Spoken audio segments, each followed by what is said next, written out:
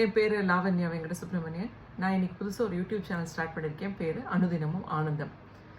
இந்த சேனலில் முக்கியமாக நம்ம பேச போகிற பாயிண்ட் வந்து அஸ்ட்ராலஜி அண்ட் ஸ்பிரிச்சுவாலிட்டி. நான் அஸ்ட்ராலஜியில் வந்து ஜோதிஷ் விசாரத வரைக்கும் படிச்சிருக்கேன்.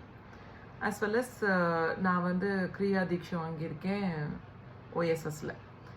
ஸோ நான் இது வரைக்கும் என்ன எக்ஸ்பீரியன்ஸ் பண்ணேன், என்ன ரியலைஸ் பண்ணேன், அஸ்ட்ராலஜியில் நான் என்ன கற்றுக்கிட்டேன் அப்படிங்கிறத பற்றி உங்களோட ஷேர் பண்ணிக்கலாம் அப்படிங்கிறதுக்காக இந்த சேனலை ஸ்டார்ட் பண்ணியிருக்கேன் நான்.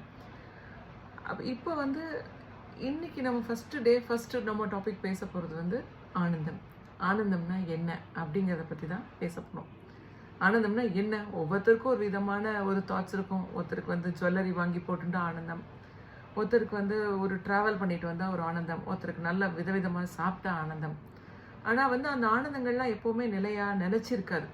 ஒரு நகை வாங்கினா எத்தனை நாளைக்கு அந்த சந்தோஷம் இருக்கும்?